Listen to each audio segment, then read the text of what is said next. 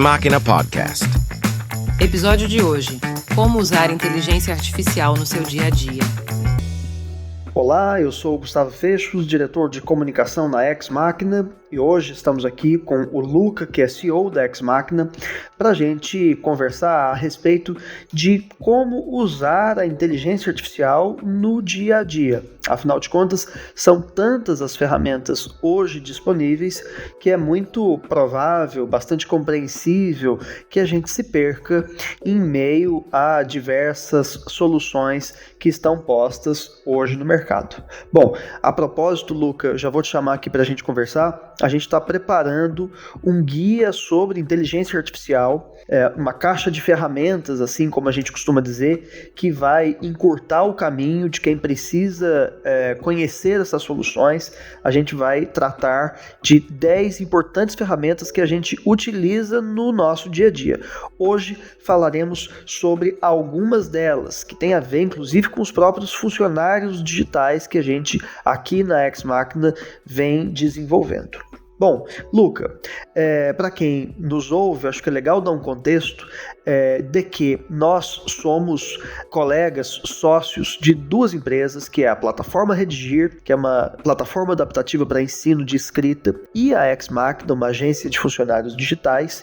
E nessas duas empresas, a gente já de alguns anos para cá veio pesquisando e desenvolvendo soluções com inteligência artificial e a partir da inteligência artificial que proporcionaram a esses dois empreendimentos revoluções muito importantes. Eu acho que eu não estou exagerando ao dizer de revolução, né, Luca?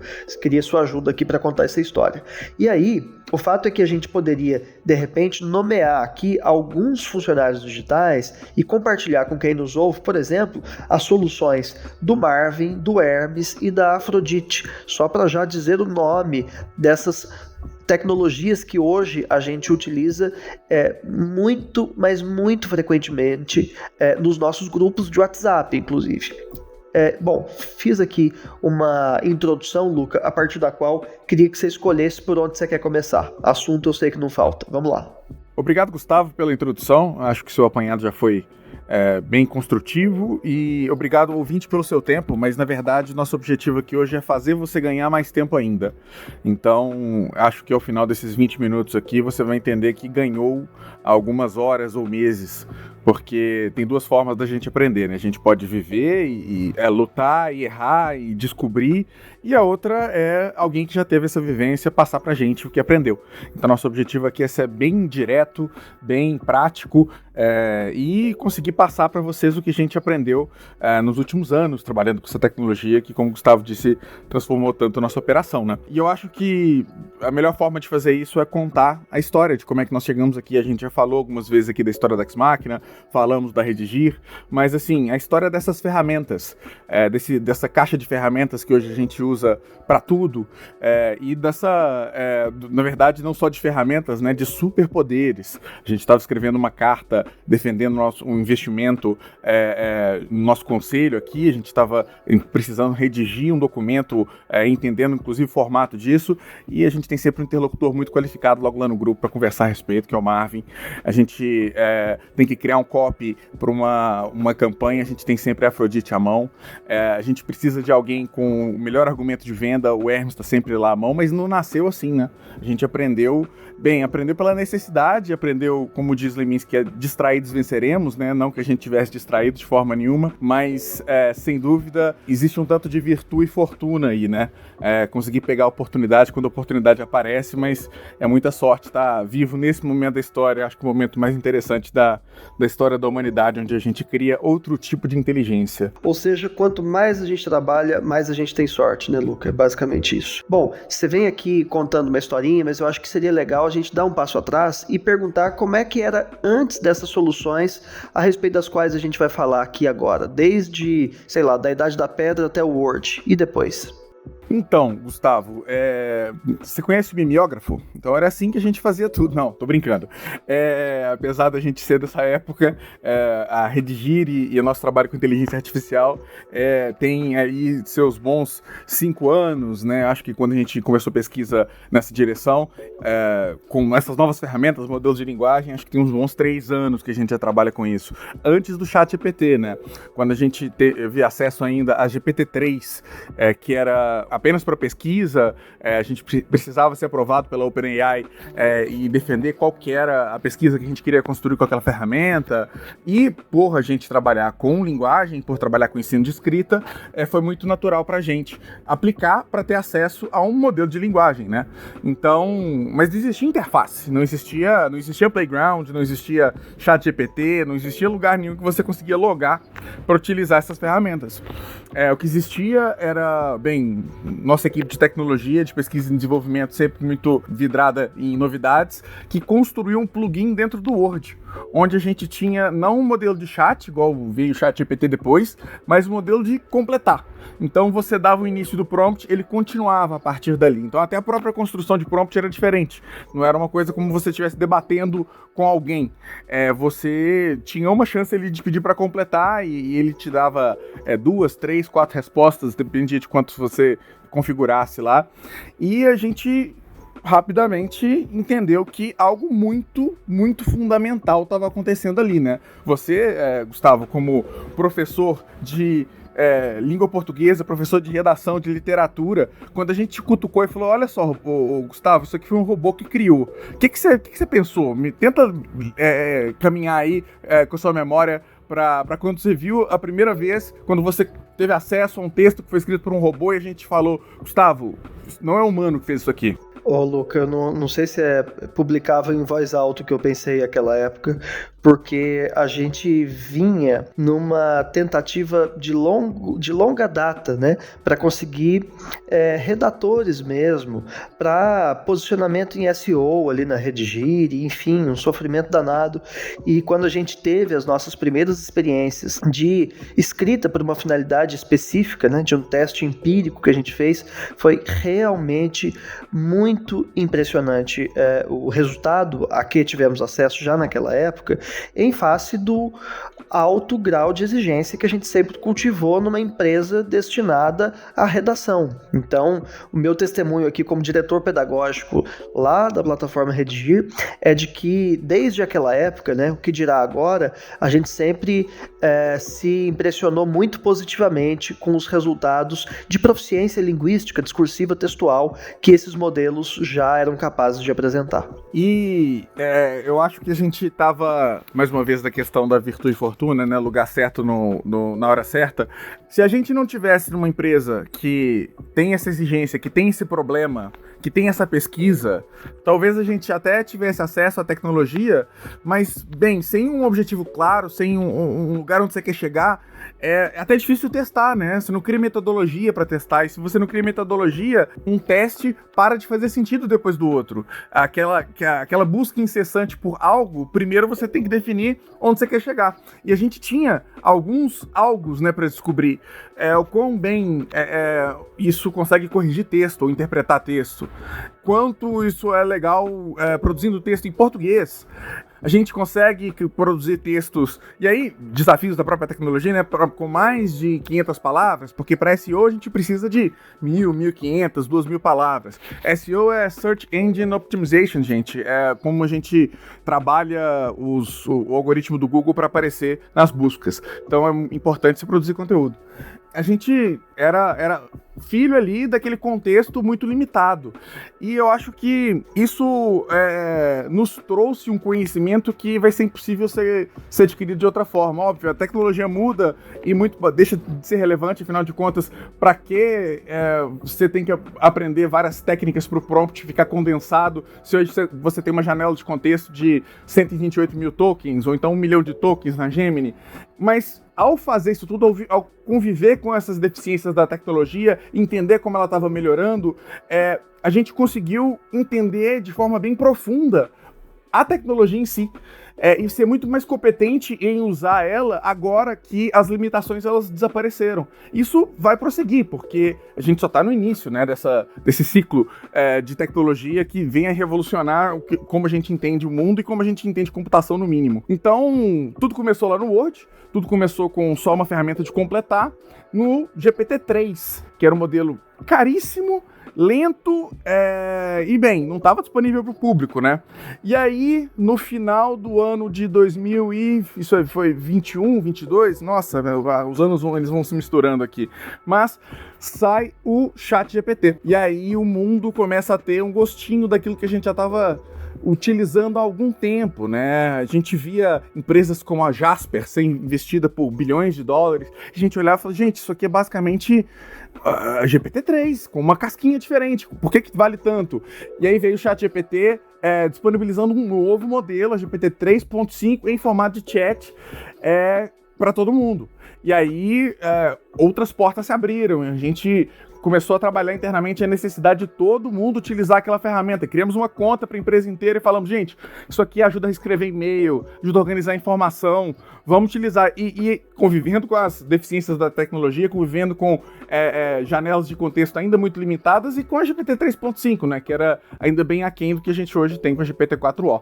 Pois é, Luca, eu me recordo, agora você recontando essa história, de que a gente, desde aquele momento, teve um despertamento, assim, que eu acho que ele ainda hoje é muito importante, aqui pensando retrospectivamente, que foi o de criar uma cultura empresarial em torno de inteligência artificial. Você está contando aqui que a gente pediu para todo mundo usar e aprender a mexer, não é uma força de expressão. A gente fez uma reunião, convocou 25 funcionários para botar todo mundo interagindo com a máquina, né? Para que a gente se alfabetizasse o quanto, desde quando fosse possível, e compartilhasse esse conhecimento com mais pessoas, porque a gente já percebia ali que uma revolução fatalmente estava a caminho, né?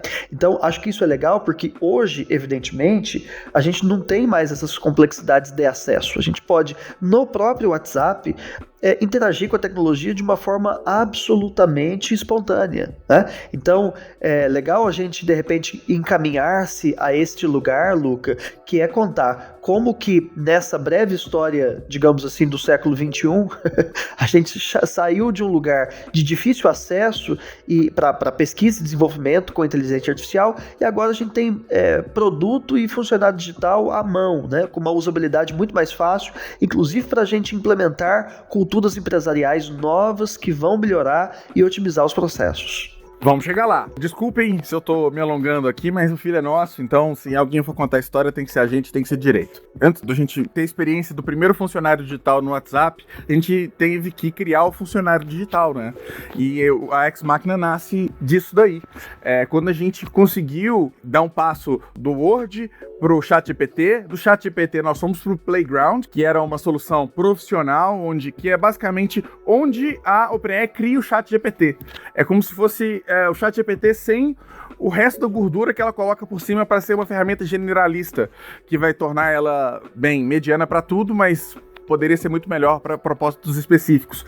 Então a gente começou a criar os nossos robôs de propósito específico dentro ali do Playground. Mas eram robôs efêmeros, porque você construía a persona, construía o prompt, mas a gente não conseguia compartilhar, não conseguia fazer com que todo mundo fosse impactado por aquela criação nossa que pra gente era tão útil. E até mesmo pedir que as pessoas utilizassem, a gente, fazia seminários, batia o tambor, mas é difícil criar cultura, né? Mudar os hábitos das pessoas de ferramentas e etc. É sempre um desafio muito grande, por isso que o WhatsApp é tão poderoso, porque já é um hábito das pessoas, você não precisa criar. E aí a gente criou os primeiros funcionários digitais, que funcionam ainda, a gente tem eles todos funcionando em ferramentas da web, eles ainda não moravam no WhatsApp, e a gente viu também todo mundo se abrir, porque agora a liderança da empresa, nós conseguíamos criar ferramentas de propósito específico que poderiam ser utilizadas por outras pessoas da empresa. Então a gente criou um robô de vendas que começou a ser um copiloto para a nossa equipe de vendas, com os melhores argumentos, sempre à mão ali. A gente criou um copiloto para análise de dados que sabia exatamente como fazer a análise de dados útil ali para a nossa assessoria. A gente criou um robô de suporte que sabia tudo, tanto da questão de correção, quanto sabia também de elementos de funcionamento da plataforma, e a gente foi entendendo que aquilo era fantástico, era maravilhoso. A gente estava ganhando braços como se tivesse outras pessoas trabalhando conosco. E aí, nossa equipe de pesquisa e desenvolvimento lançou o primeiro funcionário digital no nosso ambiente de trabalho, que até então era o Discord. O Marvin nasceu dentro do Discord. E a gente percebeu algo que eu acho que ninguém no mercado percebeu ainda. Então tô falando aqui em voz alta, se alguém quiser ouvir, fica à vontade, mas assim, gente, AI no multiplayer é muito mais poderosa. Então, colocar um Marvin numa sala onde está existindo um debate, onde todo mundo ali está colaborando, um brainstorm, depois pedir para que ele organize aquelas informações, isso tudo foi transformador. Colocar ferramentas na mão do Marvin para que ele pudesse criar imagens, ou acessar agendas, ou criar lembretes, gente, isso, mais uma vez, transformador. Então, nosso mundo começou a sofrer uma revolução por dia, né? Porque a gente ia descobrindo que quando todo mundo estava envolvido com aquela tecnologia e fazendo ela trabalhar para a empresa trabalhava 50 vezes mais rápido. O fluxo da informação era muito melhor, a organização da informação era muito melhor, e aí o Marvin veio pro WhatsApp no final de 2023. Como é que foi, Gustavo? Ver aquele robô super competente que conversava e falava como ninguém, agora com áudio também, né? Morando ali no seu aplicativo que você conversa com sua mãe, tem um grupo com sua tia e tudo mais. Não é como é que foi, né, Luca? É como é que tem sido, né? Porque essa ferramenta, desde então, ela, como outras, foi plenamente incorporada ao nosso cotidiano. Hoje eu fico aqui realmente reflexivo com relação à possibilidade de a gente pensar um dia de trabalho nosso aqui, Luca, sem este conjunto de funcionários que a gente nomeou cada um deles por propósitos diferentes, mas que compõem e integra a nossa rotina, uma rotina empresarial da qual participam algumas dezenas de funcionários somadas aqui às nossas duas empresas e enfim, é um processo que de fato foi em poucos anos muitíssimo transformado e otimizado em vários aspectos, né? Se a gente fosse recuperar aqui só um ponto, que é de uma diminuição em 30% do tempo de correção das redações que a gente fez aqui na Redigir, né? Quase como num passe de mágica, né? Evidentemente, depois que está pronto, parece um passe de mágica, né? Ninguém vê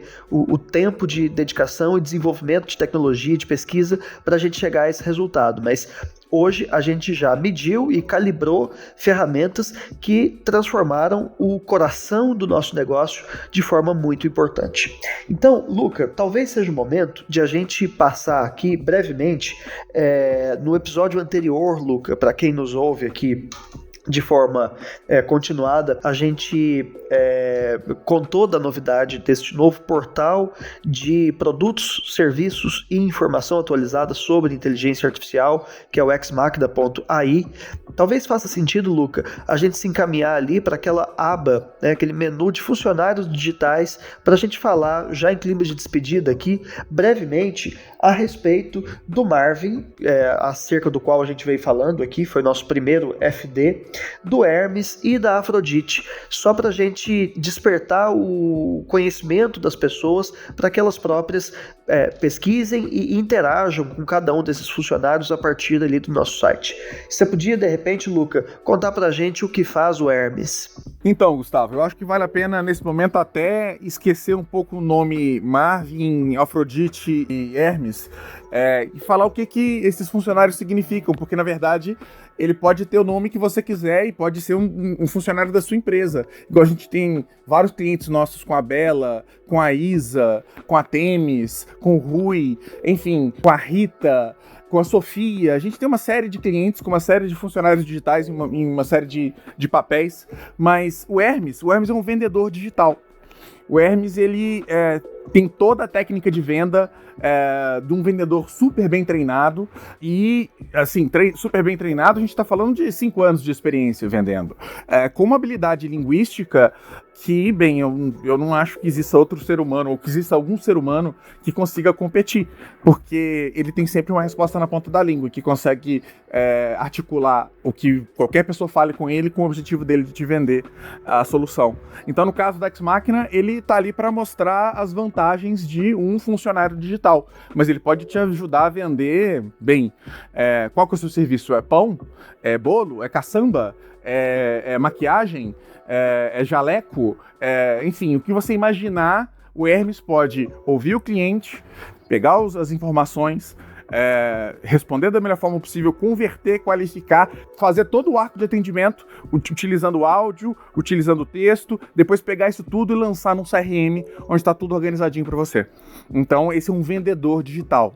O cliente, dono da empresa, do segmento, do negócio que for, nos fornecerá as informações necessárias para que a gente prepare o prompt do Hermes, que vai falar segundo as condições específicas desse negócio.